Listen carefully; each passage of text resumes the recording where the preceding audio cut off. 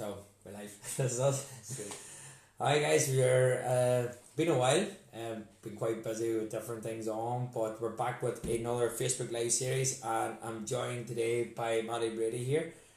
So Mattie, instead of me introducing himself, Mattie's here. So Mattie, you want to introduce yourself, tell everybody what you do, where you're from? Yeah, so my name is Mattie Brady. I'm from Arbo, I'm living in Clonau. Been doing a wee bit of strength and conditioning now this last 10 years. So started like any S&C coach would. Went over to Cardiff to study a degree in sport conditioning, rehabilitation and massage. Very good. I was there for 3 years and got involved with loads of different sports there. So tennis wheels, worked with them for a year, and working mainly with under 8 straight through to 18s. Brilliant. Worked with the football team within the university, the rugby team there also, and work with hockey, netball and cricket. So teams that haven't been used to coming from a Gaelic football background, so learn loads of ways of how to coach different sports that help me then bring it back to the business back home. Brilliant. And now over the last couple of years I've pushed myself out a wee bit there and got myself opening a business. Yes. Called Ulster Strength and Conditioning, and it's more or less like a consultancy thing where I go into different clubs and schools and just promote strength and conditioning. Very good. So what's some of the clubs you've worked with then, like locally as well, or? So like over the last 3 years, I've been working in Derry with a club called Balahi over the last 3 years. Played there before, big guys. So, you must have been pumping the weights with them anyway. So it's gradually getting there. Been there from 2015, and like the boys put in a serious amount of effort in terms of coaching, and they're really buying into it. So long may it continue. It's been really, really good. Again, done consultancy work down in Down, a bit of work up in Antrim, and in a couple of clubs in Tyrone. So I know it's been going well. Most of the work that I've sort of pushed myself into has been working with youth athletes. So like any sort of age bracket from like under 10 right through to under 18. Very good. So it's been, and that's quite good, because our topic is about how to implement strength and conditioning, or S&C, and it's the buzzword too around a lot of clubs, and people can just go around calling them an S&C coach, and you kind of question some of it, as well too. You can leave stuff to the experts, but you can also implement S&C at your own level, which is good. How do you find, because I know as well, and we might as well mention that you've done some brilliant work too with the Tyrone seniors. Mm-hmm. So from taking their programming, and then how would you implement it into somebody you're working at a youth level? Like, what is there much difference? Is it just exactly the same but lower reps, sets, weights, or what way do you work it? I just find even the comparison between working with youth and with senior is like the seniors are extremely motivated. Yeah. Like there's not really that much coaching involved working with the senior guys, especially if they've been through the system of having S&C from the likes of 17, 18, because they've maybe had 4 or 5 years of S&C experience. Yes. And it's more or less wee quick fixes, maybe trying to get them to lift with a wee bit more intent. Yeah. Which they maybe move that bar quicker, just move faster. Get them to be a bit more aggressive with it, and I like them to have loads of crack and atmosphere within it, because when there's loads of noise there and the music's pumping, boys look like there's loads of energy about the place. Yeah. Which can feed off, and like whenever I was working down in Black Box with the guys, like the under 20s would have come in as well, and whenever you're seeing the camaraderie and the energy and banter from the seniors, the under 20s are seeing that and they want to feed into that. Yeah. So like there's that really culture good, kind of there's really good crossover, and like them younger fellas can look up to the likes of Mattie Donnelly and all, and see how they I suppose approach themselves as professionals, and it feeds off really well. But in terms of like the youth thing, like that's where you really get your coaching badge, so to speak, like, because you're having to, coach them from the basics, get them, getting used to performing with good habits. And no, it's you would I suppose try to get them to really buy into what you're trying to sell to them. I know what you mean. In terms of the S&C, like, so it's like the biggest thing I find too when coaching, especially even early level, is getting the coaching cues right, but especially at a younger level, because as soon as you start saying hinge, embrace, scapular retract, do all this, kids are going, what? You're like, squeeze a penny between your two shoulder blades. Or if I say doing a hinge, the one I would always use, and we talked about it earlier, was Mickey C. It was like, close a car door with your bum. So automatically they get into that hinge position, or even strong samples of squat. Sit there as if you're going to the toilet. Mm-hmm. So it's all about, for me, is the coaching cues, and it's something that any coach, I think, and I feel that any coach can start implementing it in, even if you're a technical coach, through simple cues. Would you use a lot that even with the senior boys as well still at times, or? Oh, of course, and like one cue would work really well for one guy and the other person mightn't understand it at all, and that's coaching. Like whenever I'm introducing a new skill, even to youth guys or to the seniors, I would doing a really, really good demonstration with it first. Or for example, if there's someone within that group that understands the skill, I'll get them to perform it. And sometimes even too, boys can pick up on that really well, as opposed to really coaching it. So you might say little, show the exercise, and the boys get it straight away. Whereas other guys, you need to put in a lot of work for them to get it right. But I don't put too much pressure in terms of coaching cues on someone. Give them one or two cues. If they don't get it right, it's not the be all and end all. I'll maybe regress the exercise, or lighten the resistance or whatever weight that you're using. But it will eventually hit home to them, and they'll understand how to perform the movement a wee bit better just through time. So like the following week, introduce a couple more cues, and I would also say, for example, if they're performing like a deadlift, I would make sure that they're watching around the gym to see how everybody else is performing it, and getting them to understand or have a general grasp of the exercise. So like one person might be going, he's doing it wrong, he's doing it right, and he's picking up both good and bad habits. So then he can understand a lot better, and then he'll know how to kind of fix it himself. So like a picking match. So he tries to establish how to perform the movement well, just by giving them cues. Because I would even done that when I was teaching running technique in the schools, even with the younger ones. I would have a checklist, so it would be like toe up, knee up, tall body, and literally give the piece of paper, and it would be like we diagram of the person doing the run, and get them to pair up and get their partner to run up and down, and they just simply tick box, and then you're feeding them back. So already, as you said, like there's different learners out there, but the old school coaching of this is the way I want to do it, this is the way you have to do it. Thankfully, there's times, don't get me wrong, you need to do that, but a lot of the time you have to be very open in your coaching, very creative, especially with the younger age. Yourself, in terms of even attention span, visual learners, kinesthetic learners, different types of they take in the information. So you have to maybe do it through demonstration, do it through talk, or do it even through diagram, which is a big one. Would you do, I've seen a lot of your stuff, would you do that even in the schools? You change it up a lot, wouldn't you, say for even teaching movements like a squat or a thing? Like so the thing that I'm doing now in the schools is MUSC juniors.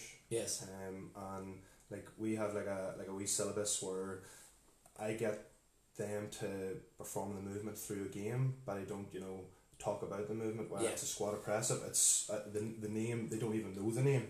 It could be holding a bridge position, or going through like elephant walks, or holding an inchworm. So they actually don't know the so-called movement that S&C coaches know, but they know it within a different form. So like I would introduce the shape that I want them to learn in a game, and they'll play the game for a couple of minutes just to really get them engaged in it.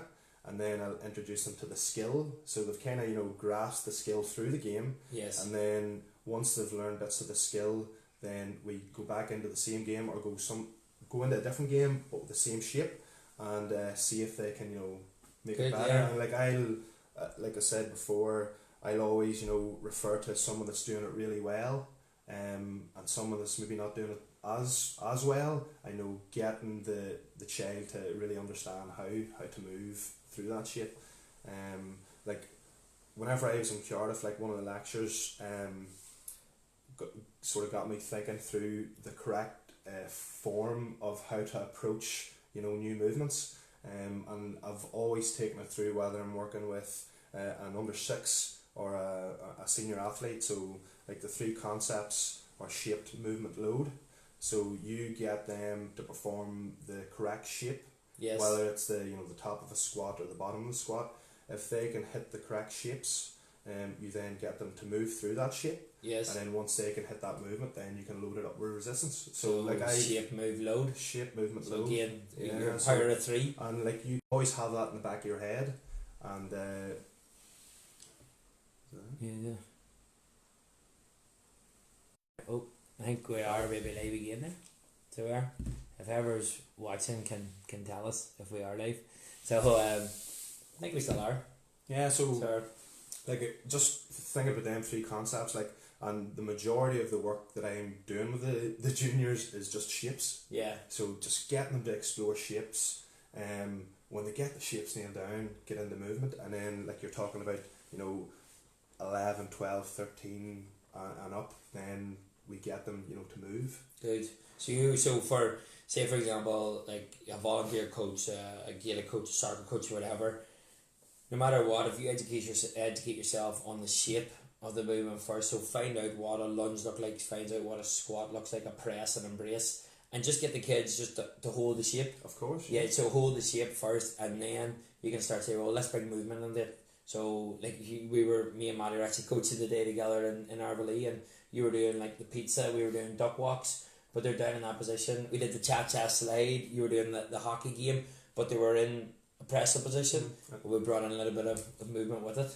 So we did. And they don't realise that they're moving or they're exercising, because like you want to encourage the element of fun, so that will lead then into engagement, and Yeah. then once the child gets fully engaged, then they'll, you know, be asking questions, when is that coach coming back, or like I want to be doing that next week. And once you get that instilled into a child, then it's like putty in your hands. You can sort of, you know, give them anything and they'll respond to it, and it's a brilliant sort of feeling when like the child wants to keep coming back and, you know, trying new things and asking loads of questions, like, so no, it's like positive. That's like one thing of what my coaching philosophy always is too, is can I get that child to come back the next day? So say for example, if you are a youth coach, you have them all year round, and in some cases you follow them up, so you have time. Like people say, oh, I have no time, I can't do this, I can't do that. You do have time, and you talked a wee bit about it, as long as the kids then have more training years behind them. So you're talking about the guys now coming through the Tyrone Academy. Now these under 20s are the stage now where they can actually move a lot better. Because I remember even I went and seen Pete Donnelly does a lot of good work, but I was down shadowing a few things and got a conversation, and we were looking at some of the seniors, and he goes, see for example whoever it was, and he goes, he was such a bad mover at the start. Now because he was a phenomenal athlete, he actually got caught up. He says, but what Pete found now, by the time they come in whenever they're 20, he says they're really good movers. So they got the shape, they can move well. Now we load them up. So it's especially at a younger age, you're saying like to use implement that. I like that. We want to that shape, move, load, and it's so easy for a coach because the problem is, and I find, and this is why I kind of do this live series, is there's so many gyms out there and coaches and people applying in kids fitness or strength and conditioning, whatever you want to call it, which is fantastic, but please do it right. So people think, well, I seen a 14-year-old, he's doing an Olympic lift and he was doing a snatch. Yes, that's fine, he's 14, but he might have a training age of 2, 3, 4 years of constantly in a gym, and he's worked to that. Whereas if you stick a 14-year-old on a bar and load it up and say snatch that above your head, you're in trouble. So you are, and you do find that, and you find people, well, oh, I seen Ajax were doing this here with the kids, and they had medicine balls and they were doing lunges, so our kids have to do that at 14. No, they don't. Please go back to what Mattie says: move or shape, move, load.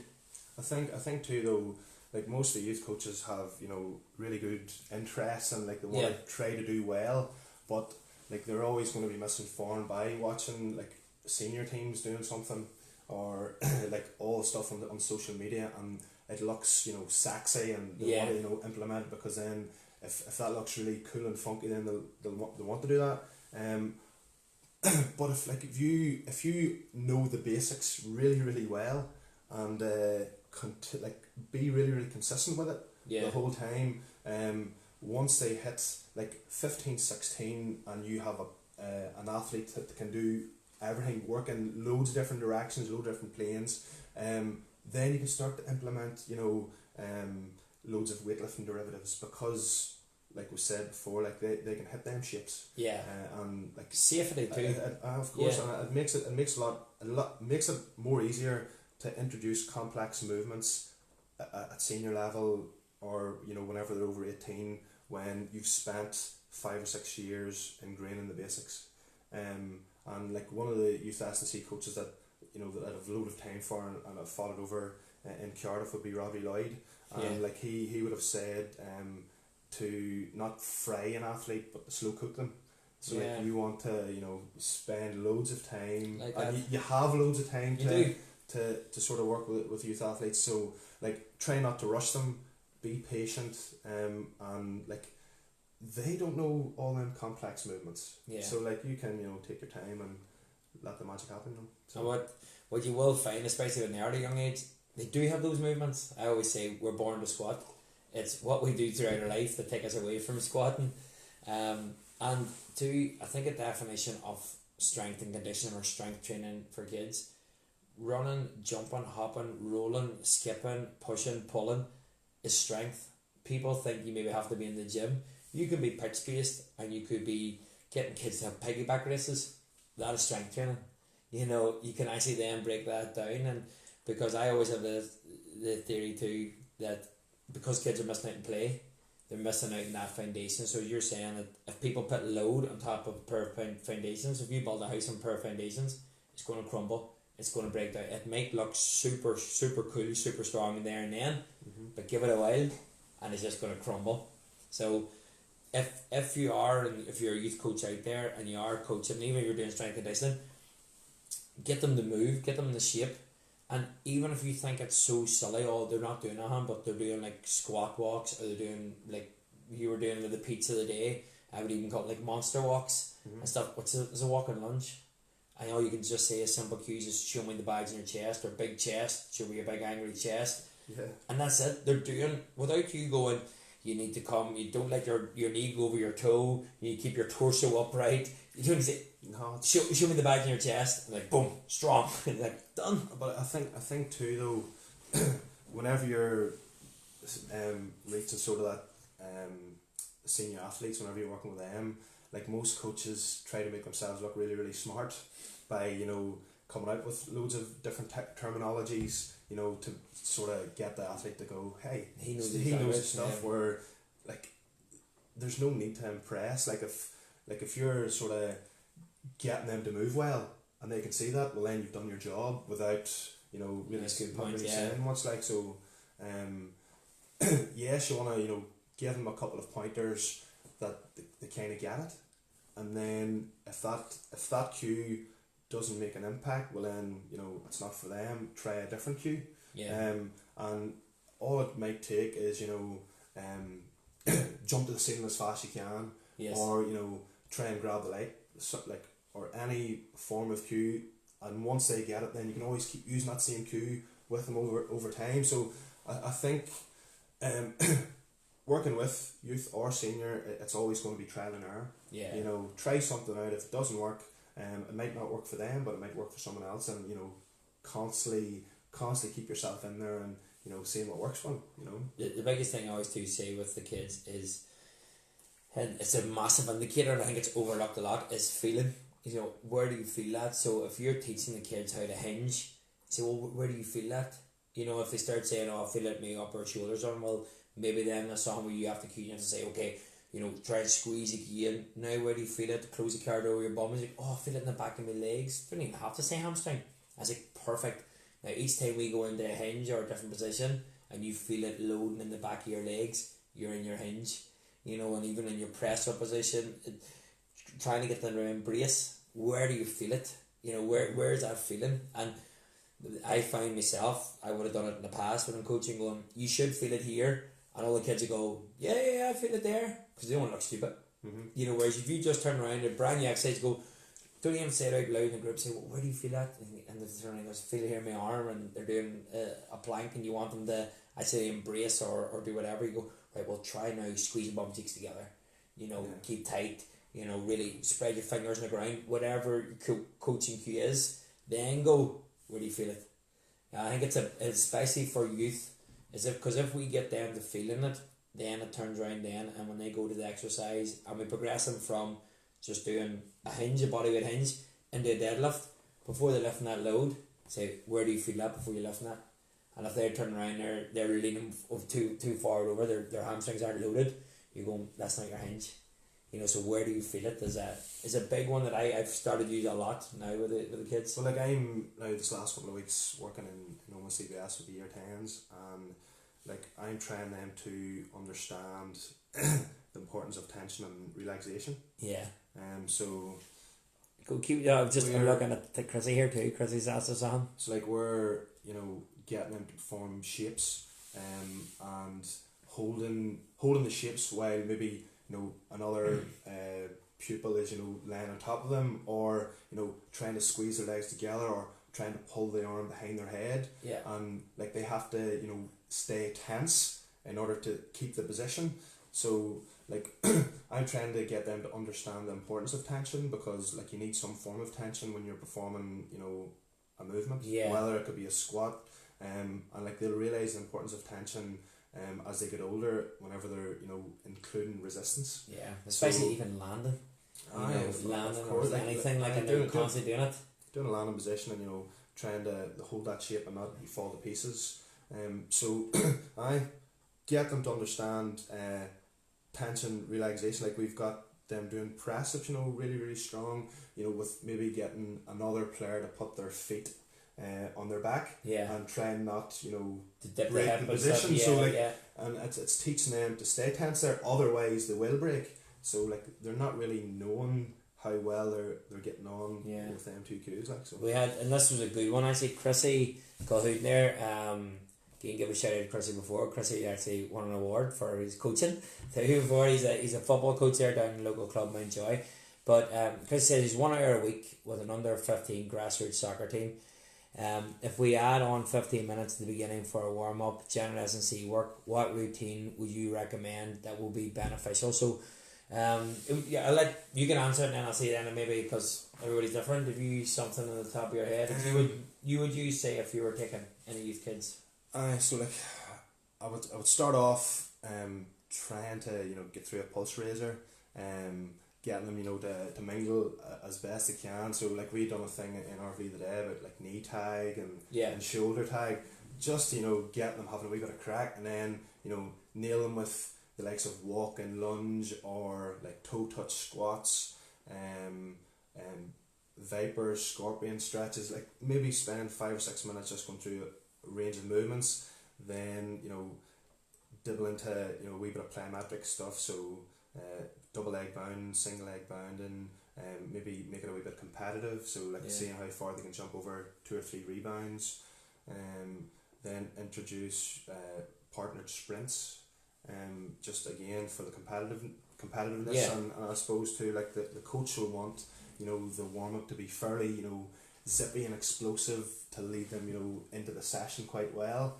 So like, I would have done like speed work with like the under 16s and 17s, where they had cones, like a wee relay race. Like, try to make the speed stuff competitive, because like you want intention, you know, out of the exercises. Yeah. And one way of getting intention from someone is to add competition. Definitely. Like, and I've seen it before, even with, you know, acceleration drills, where like you want them to run fast, but they're not doing it for you. Whereas if you go, right, chase him. I know it sounds. I know it sounds silly, like, but if you add the competition, you will see them getting faster. You know, it's that for me. It's probably that catch-22 is if you want to really home in on technique, then you might sometimes you take the competition away. But if they're not going for their maximal effort, you have the competition. I think it was your drill. I think it was. I've seen it online where you did do that partner sprint where they come out, but you added in without them knowing that deceleration. Mm-hmm. So you had to. I think if Chris was watching, all it was you had them in, and they had to go run out, grab a cone then of somebody. Yeah. So they're running out and they're stopping suddenly in a good deceleration position because they're grabbing something that's low. Then they stand up, hold it out for the next person. They come decelerate and catch. So the whole thing Grizzly we're doing is a big thing for S&C is we could teach people how to run quick, but they also learn how to slow down. It's like having Ferrari. The point of having Ferrari without any brakes. Yeah. So teaching kids how to decelerate. Now, and that's for me where the grey area comes between being a technical coach and an S&C coach, because my biggest thing, and it's probably one of the most complex things, is teaching kids how to run properly. It's like if you are a swimming coach, I'm not going to throw you in the water if you don't know how to swim. If we are a running field-based sport, we should learn how to run. Mm-hmm. If you're not, you're leaking energy, you're doing whatever.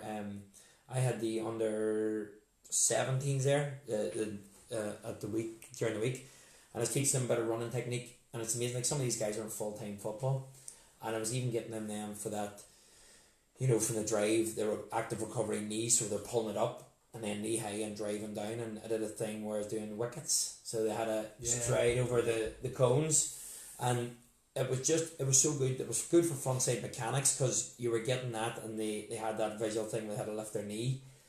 There's loads of different ways, and I think what Mattie says is buying on Grizzly for yourself. I would do similar. Some things I would change is if it's kids and they're coming from school or whatever, they want to play football. So what I would do normally, my warm ups with the younger age teams would in 3s or 4s start off with the ball, and literally my pulse raiser would be nice and light, lads, in your 3s pass, but you have to constantly keep moving. And then I would stop them, do maybe very light, kick out your hamstring, groins, just get them through a bit of movement. Then the technical side comes in, I sometimes do a 1-2, and then you have to play the ball to the front of the third man running. So he's just opening up the length. So already you're doing pulse raising, but you've incorporated the ball. Then I would go and do get through some movement. So I would bring in a wee bit of acceleration, deceleration, just warming up the hamstrings, and then some different movements. Some bounding and holding, inside and outside cutting as well. And then, as you said then too, rightly, is do it when they're fresh. There's one thing I would say to any coach out there: do not leave sprints to the end. If you leave sprints to the end, it's not working on sprinting or speed, it's working on conditioning, because your athletes are fatigued, they're tired. If you want them to get faster, do it right at the start. So plyometrics, as Mattie mentioned, is really hitting the ground as quick as you can and bouncing high as you can. You know, don't have to complicate it by a short stretch cycling or cycle and a fast stretch cycle. It's bang off the ground. That's what we want our players and our athletes to be: explosive, fast, and do it safely. So doing from that, then even on to your speed work. So for Chrissy, that's more or less it. For me, first is, can I get them to run well? Then if you do want to add in what I've done before is some strength or movement, you can add that in at the end if you agree. So say for example if you're teaching shape, so if you're stuck for time and you have your 1 hour, get the speed explosive work in at the start. You can do your technical bit, but before you know it, they're already moving on it. Mm-hmm. And then if you want at the end, as Mattie rightly said, spend 5-10 minutes in shape, you know, and then move through it, and then as you progress from the things, add the load, you know. So don't know if you've anything to add to that, or what do you think, or like even like with minimal equipment, like you had said before about the piggyback thing. Like I would have done like a lot of isometric work where, you know, get someone on your back, maybe drop down into quarter squat and hold it for 5-10 seconds. Yeah. You know, to sort of really fire up the quads.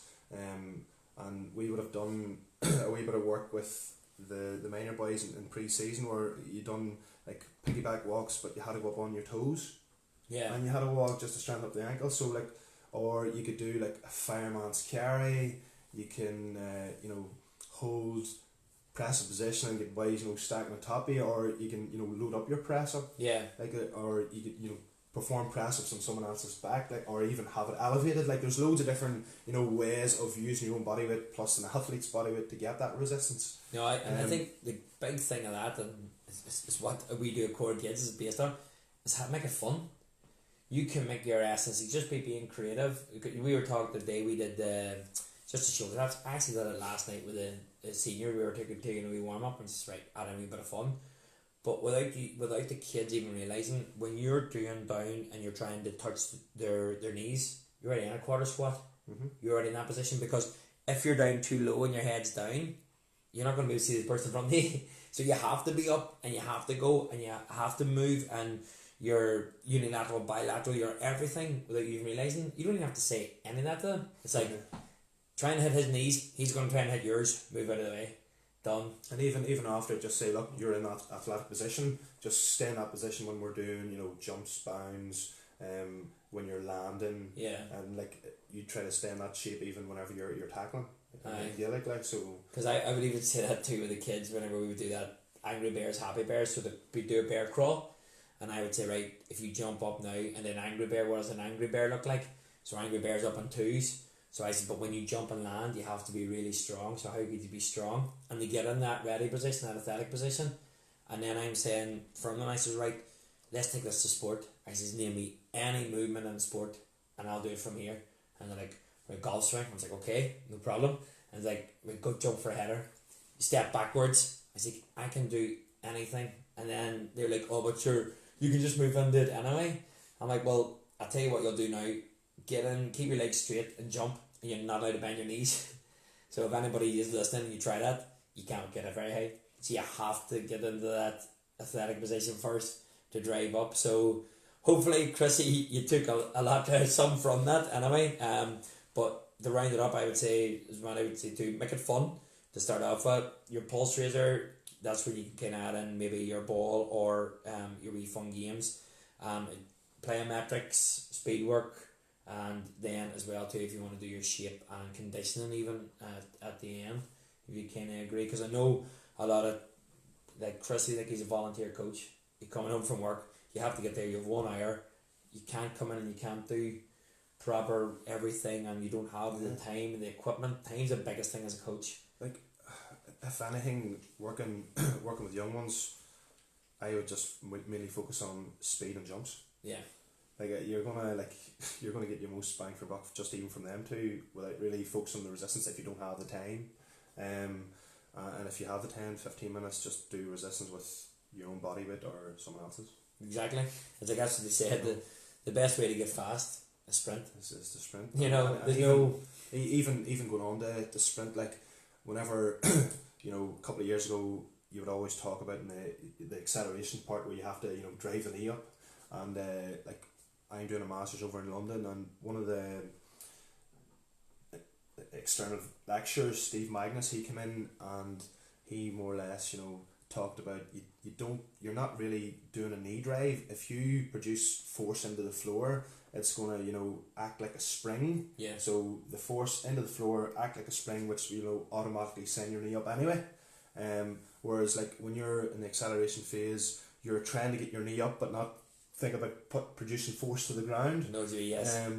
So like I've tried to incorporate that type of thing into coaching acceleration, where you're more or less focused on the force application as opposed to the knee drive, and getting them used to that. And there's like a really good drill that Steve had shown us where you're standing up tall and you're placing your hand above your head, and a partner's there walking alongside you, and their hand is on top. So when you're marching, you're trying to push their hand up. So you're generating that force. You're trying to generate the force, vertically, and you're standing their arm up. So it's teaching the athlete how to produce the force in a vertical position, and then try to get them to do it horizontally in terms of acceleration. So it's an interesting one, because like I always would have been taught high knee drive, where it might be all and end all like.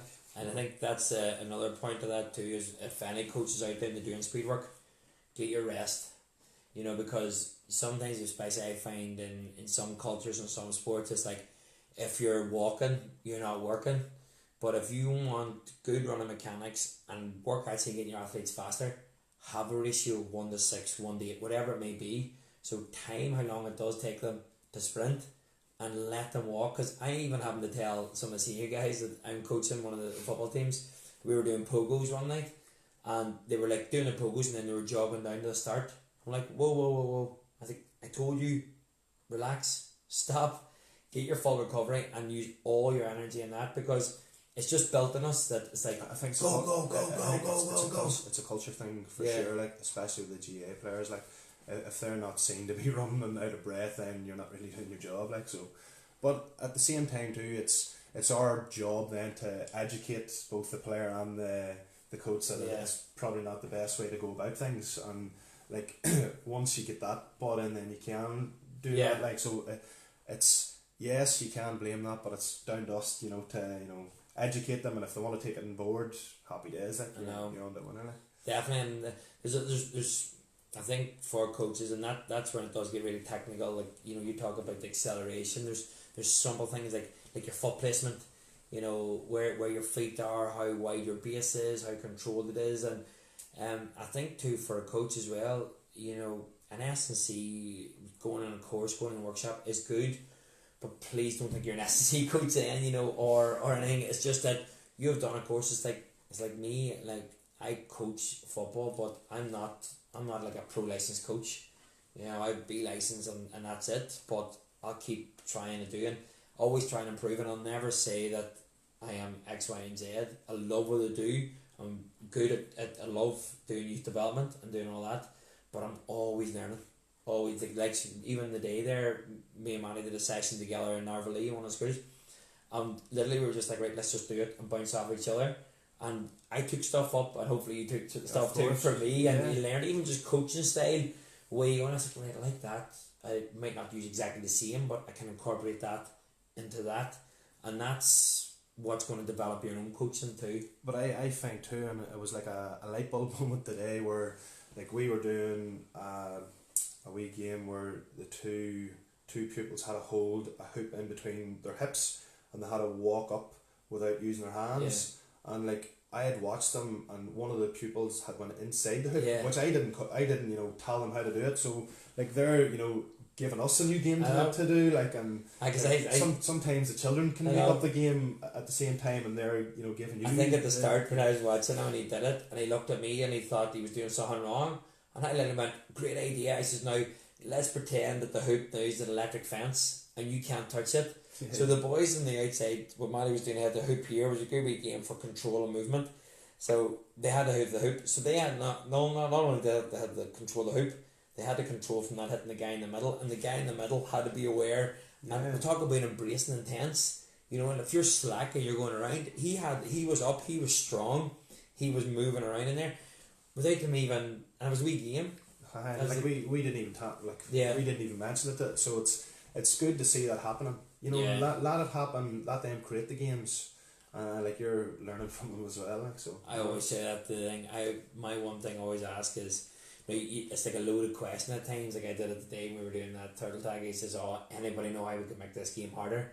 And one of them goes, "More catchers." Say, well done, brilliant. Okay, so bring in more. But at times I'm literally have brought in all my progressions, and I'm out of ideas, and I'm going, any ideas we can do this? And some of them just come up when you're like a light bulb when you go, that's a super idea. I never ever thought of that. Yeah. So that's like at the same time, like you're trying to get them to engage in the game, but you sort of have to relate to their level. Yeah. So what better way to understand them is by getting them to speak to you and getting their point of view across, because like they want to have fun. So listen to your athletes, or listen to the pupils, and they'll make the games for you more or less. And it's look, people might say it's easy for us in what we do because that's our philosophy when we are coaching, is to have fun with the kids.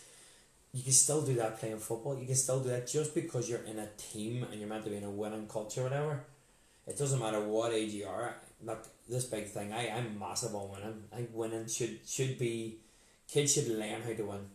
They should also learn how to fail more so. Okay, but they shouldn't be under pressure at all. So make your environment fun, and if you have a fun, controlled environment, then they're going to want to win naturally themselves. It's basic instinct for a lot of people. They want to get the better. They want to do whatever. So still make it fun, because if it is too serious, who's going to want to be in that environment? And it's just eventually what you're going to do is you're going to discourage the athlete, especially at a young age. They're going to have a negative experience, and then before you know it, the most talented people are out of football because of all this pressure. Because training was boring. They just did this here. They were trying to teach us all our techniques. Go and have fun. Look, you need to have that blend. Yeah. You need to have that blend of everything, and like, yes, you make it fun because you've got them engaged, and then once you get them engaged, challenge them. Yeah. Like I'd always give the athletes something that they can't do, purely to set the bar that wee bit high for them to get to it. Yeah. So like, and there's always a couple of the fellas in Balahi and Derry, and really, really good athletes, and I'm always giving them something difficult to perform. Because I know they're going to keep doing it till they get it, which is a really, really good habit to have. And when you've done that with one or two athletes in that team environment, the boys in the corner will be going, well, why is he giving him that exercise to do? And then they're going to start to get a wee bit competitive, and they'll be like, Mattie, can I try that now? Yeah. And then you'll be like, you know what, you're not at that level yet. Yeah. You stay on goblet squat for the next couple of weeks. You prove to me you can do it well, and then maybe you can go to the barbell.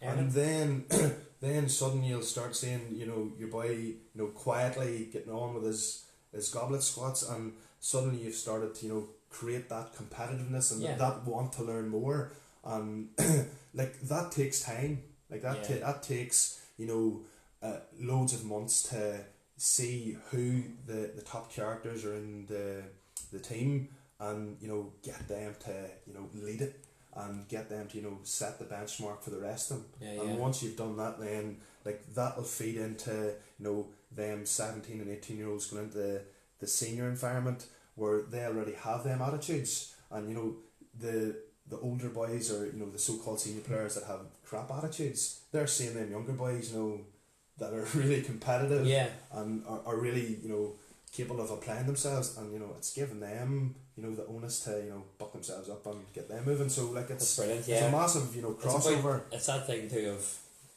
you need to earn it. You have to earn it. You have to earn the right. And I always refer back to that legacy book with the All Blacks and all. Leave the jersey back in a better place. So you first of all you have to earn the right to be there.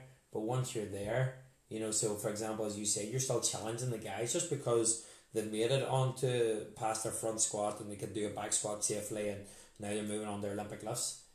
Doesn't mean that well done, high five. It's right, what can you do now? How can you do that better? How can you do that faster? You never settle. Yeah, and always having that. So it's not only the guys at the top are looking down at everybody. The guys at the top should be looking up even higher. And that's how you said. That's what you were trying to do, is instill that environment, that culture into the team, which is super. It's a good idea as well. I love that, just that thing, even going as a coach and saying, you know what, you're not quite there yet, and just to give that person first of all that wee setback, but you can follow up with encouragement. Just say, you're not quite there yet, I can see you can progress, and if you do X, Y and Z, show me you can do that, then you're up.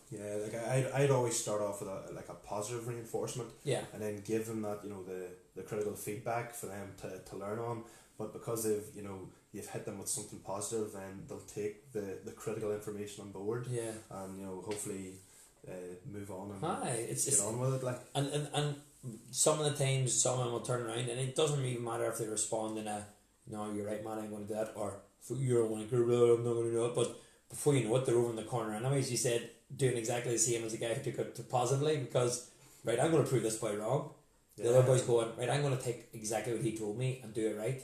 And the other boy's going to go, right, I'm going to show him. I'm going to get up there. Yes. So you don't even care if they don't like you or not. It's just like, No, it's- here, look, you might have thought I was X, Y, and Z, but you achieved and I achieved what I wanted you to do. It's just we went around different ways of doing it, but you set that environment for it, which is good. Like there's a really good experience. Like I was with the Ulster Rugby youth boys, like the 14 to 18 year olds, a couple of seasons ago, and there was this one 15-year-old, and he couldn't do a press up.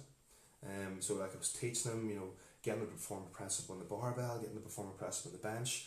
But he was really, really, persistent in, trying to get on the floor. Yeah. And he was starting to get really, really frustrated with himself. So I, put him on the floor and he started doing the press up, and like he was, not holding the correct shapes properly, and he was going to give up, and he was starting to get really, really angry. And I just goes, you know what? See, in 6 weeks' time, you don't want me to be getting angry because I know that you haven't put the work in to get better. Yeah. And then he sort of looked at me with a blank, expression, and he goes, well, right, I'm going to have to, do a bit of work here, because like he was a wee bit slightly overweight. He probably hadn't done it much before, but like he was getting frustrated that wasn't, helping. Yeah. But now I, put into him that he had, a time frame to get better, that he didn't want me to get angry in the process. Like, so, like you're gonna, come across all these different scenarios, Yeah. and personalities, and as a coach, you have to, try to interact or, sort Yeah. that problem out in So front of it. Like, even in that scenario, you were the supportive, trusting coach who was just like, look, I'm here for you, you do whatever. And you could see the athlete was getting frustrated, and he knew you were there like as a safety net. But after a while, you went, but look here, I'll be here and I'll support you. But see, if you don't have that in 6 months, then I'll start to get angry. And then it's like, oh, but maybe he's not going to be there to tap me in the back all the time and say, great effort. Maybe he's going to say, here, fuck your ideas up. You just go straight from good cop, bad cop, Yeah. the whole time. Like, and like sometimes you do need to be, like affectionate, and you sort of have to, build them up a wee bit. But sometimes you have to, it's tough love, like, and like especially like if you're, working with a county squad, or working in a professional environment, like they should be coming with, high motivation and Yeah. the willingness to get better. And especially with the younger boys, that they mightn't, appreciate that. Like, you have to instill it into them, from day dot.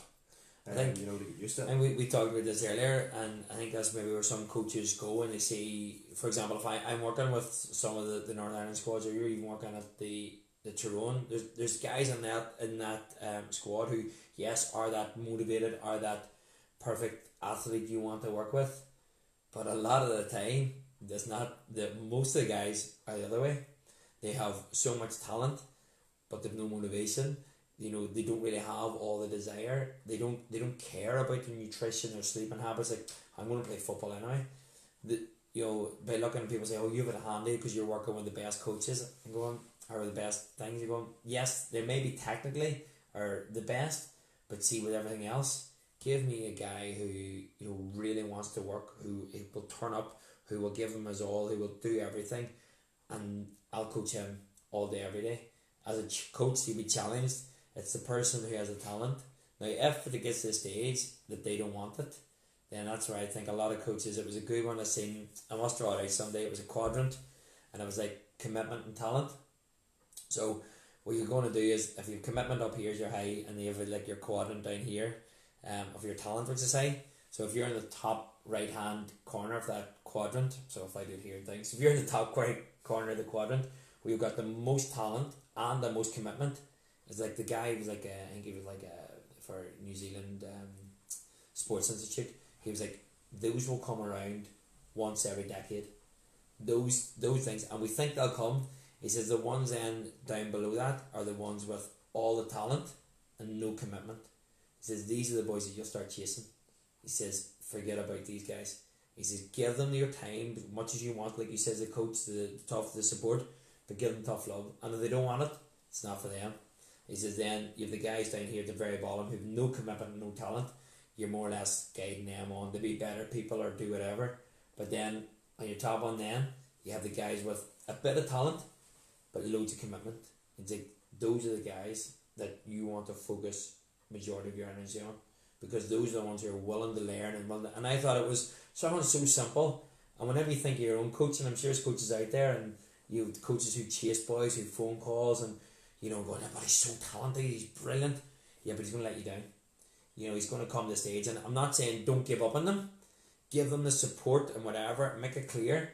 But the energy you spent on the guy at this part, you would put more on the guy up in that quadrant. So just be wary as such as a coach, really, for that. That's what the point I'm trying to get at. But I thought it was a good wee diagram on that, like that was.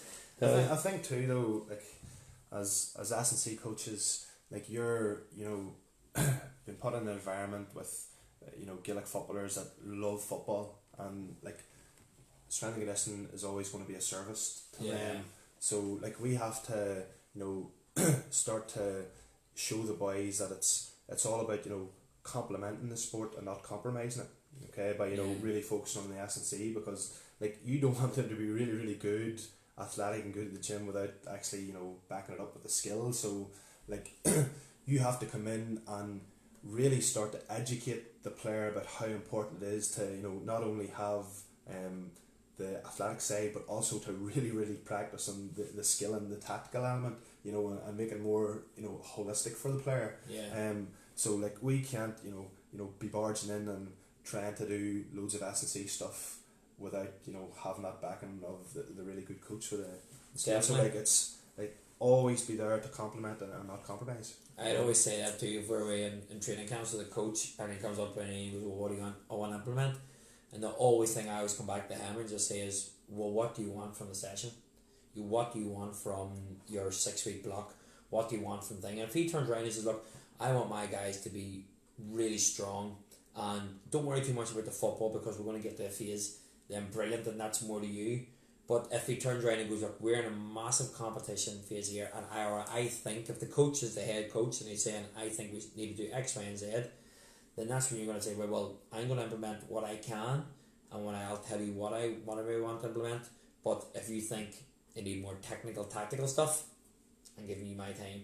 And that's a hard bit. I work with a lot of coaches. I've worked with a French coach as well. He actually made me a far better coach. But literally we were talking the whole time, and we came up with discussions, let's call them, rather than arguments.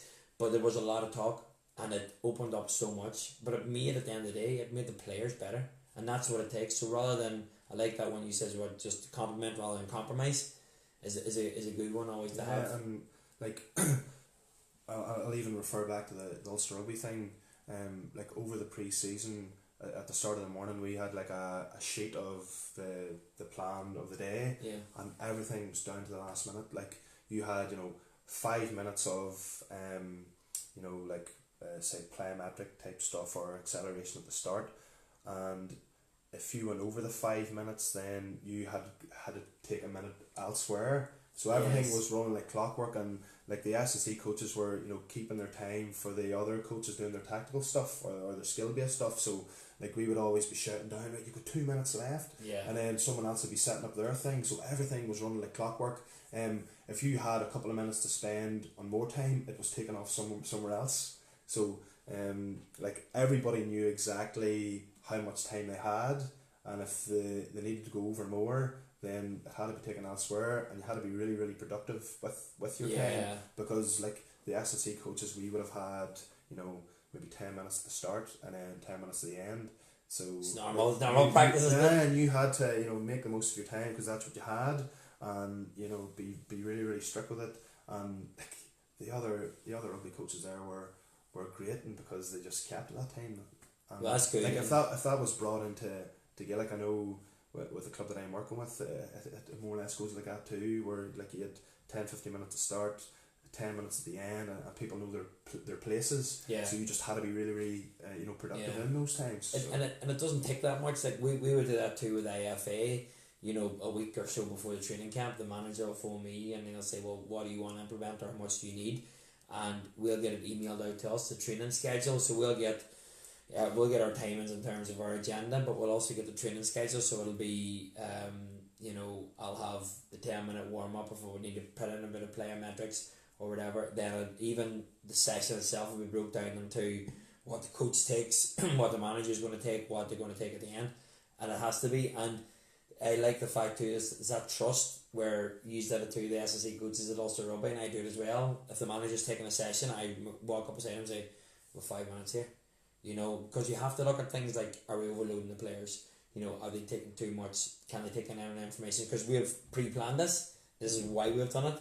So by running on an extra 15 minutes, is that actually any good? You know, have you over fatigued them? Have you overloaded them physically and mentally?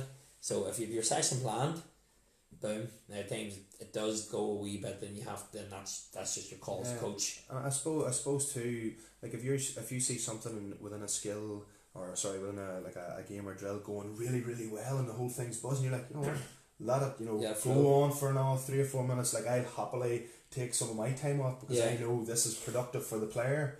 And likewise, like say if they're doing something and like the coach goes, right, I want you to have them now because they haven't really got, you know, much volume within the legs, you sort that out. And I suppose it's just, you know, about constantly communicating and seeing what like the players are doing in front of you, and you know, reacting to it fairly quickly. Like plans all well and good, but seeing it, you know, there and then plans can be completely adjusted, you know, depending on how things. There, it is reconnected. I'm just conscious of your time, Mattie, because it's kind of flown pretty well. It's been good. Guys, thanks Christy and for others out who liked as well too and been watching. If you do have any other comments, put them below. Mattie will be tagged in this anyway, so he can answer them, or myself, and we'll get back to you as best we can. But I just like to say thank you, Mattie, for coming along. Thanks for sharing. So guys, comment away, and hopefully we'll bring you another wee live series soon. Thank you.